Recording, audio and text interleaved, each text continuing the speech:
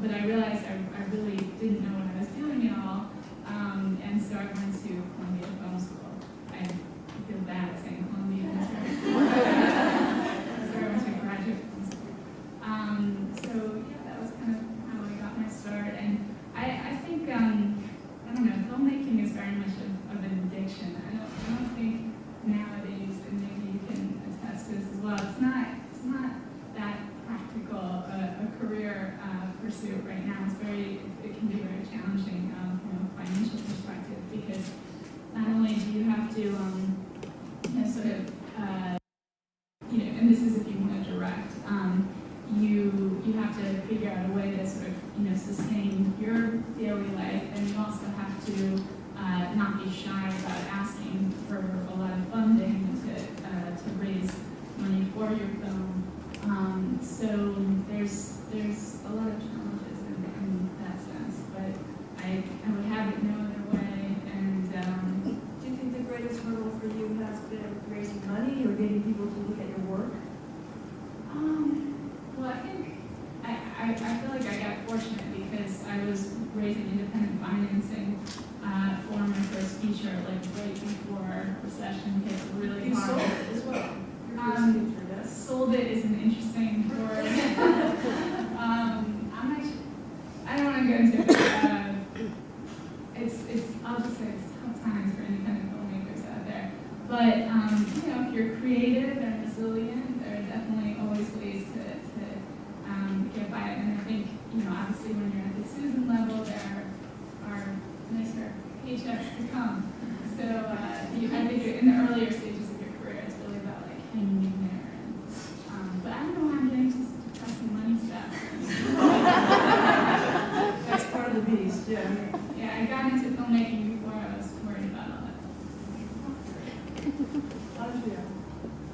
I have a joke about the practical thing. I double majored in dramatic writing and philosophy here at NYU and minored in fine arts, and my mom's joke was she would tell people I was double majoring in unemployment.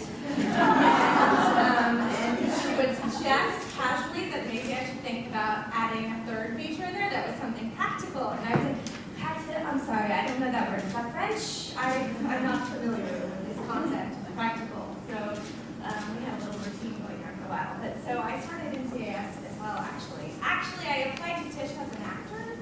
And then before I even got a letter, I had a moment of like, oh my God, what have I done? What have I done? That's crazy. So I called NYU and I was like, please change my application to CAS. And they did, and I got in, and I started in CAS, and then I went, oh my God, what am I doing in CAS? So then I immediately applied back to Tisch for dramatic writing and transferred in after freshman year. So I spent the next 3.5 or whatever years in the dramatic writing program, and it just sort of amazing timing. At the very end of my coursework there, they hired a professor named Charlie Rubin. So I was always obsessed with Saturday Night Live and have been since I can remember watching television, and he had written for the show, and I sort of grabbed him the first day of class. I was his first student in his first class, and he sort of took me under his wing right away, and we worked a lot together. I took his class, he did an independent study with me where I petitioned the department to write television for my thesis, which nobody had ever done before, and now I hear there's a whole track for that. So, and they said yes, but then I had to write 120 pages of television. It had to be the same length as a screenplay, or a play, which everybody else was doing. So in addition to wanting to write television, I wanted to write sketch comedy, so I wrote 120 pages of sketch comedy. And I think that somehow impressed him, and he hired me almost immediately after graduation to work with him on a TV show that he was running, which was called Cubics, Robots for Everyone. And I started working here right away with him. And then that has led to all sorts of craziness. And you write in Hollywood now, is that correct? And now I'm in Los Angeles most of the time, yeah. I moved to Los Angeles. I still have my apartment here, but I moved to Los Angeles about 3 years ago. And how is it being a Hollywood writer? A Hollywood woman writer? Difficult, rewarding, but difficult. Because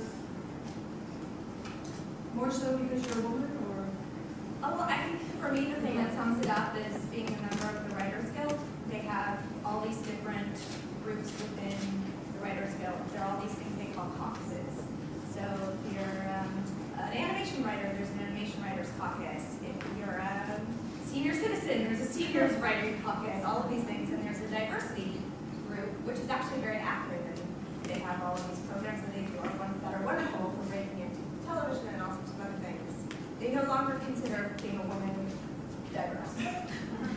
But if you're a comedy writer like myself and sort of look at the credit list on most comedy television shows, especially late night, like if you're talking about any of the shows that are made here, especially, there's not a single woman on staff on it with them anymore. There was one woman on The Daily Show. There was one woman who would sort of bounce back and forth between Conan and a couple other shows, and neither of them are there anymore. So for me, I find it a little ridiculous that we're not considered diverse, but Is this because women are not gravitating towards comedy writing, or? We're not funny.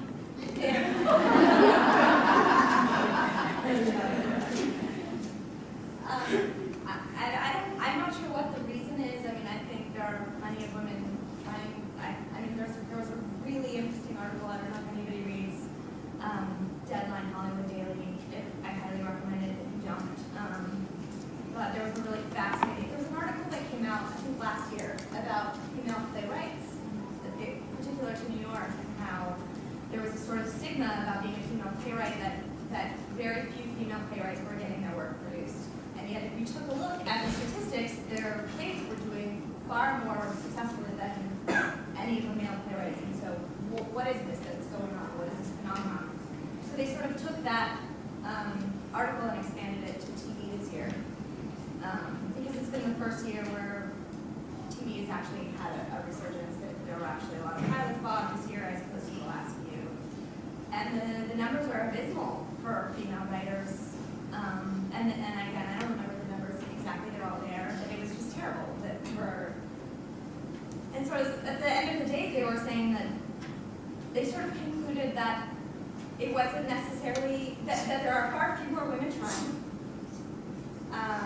And then we'll make the case that because the numbers are smaller, of course, the numbers on the successful side are also going to be smaller. If there are only 8 women vying for TV writing jobs and one gets it, that's actually pretty good statistically. But they seem to think that really the problem was that women are prejudiced against women, not necessarily that men aren't hiring women, or that it's an issue of that it's actually women. It was an interesting hypothesis and a little depressing. Well, let me then turn that to both of you.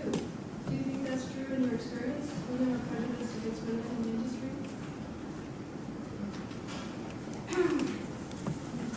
I don't think it's an issue of prejudice. I actually think it's an issue about money and demographics that and I'll just talk about feature films.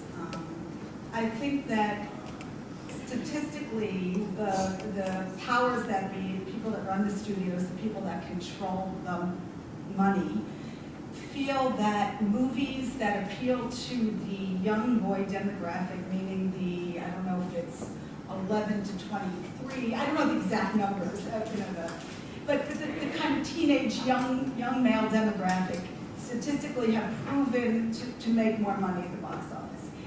That's a fact. That doesn't mean that it's a good thing, and it doesn't mean that these other movies, movies that are geared towards women also can make money. But I think that when a studio is running a business, and this is not something I agree with, but this is just the way it works, is I think they're looking at the bottom line. So they're looking at making those movies that they think will have the highest return. And what they feel, rightfully or wrongly, is that if they can hit that target audience, that women will go to see those movies, whereas young boys won't go to see the female, the chick flicks. I think that part of that becomes a self-fulfilling prophecy is because they keep making those movies for young boys, those comic book movies and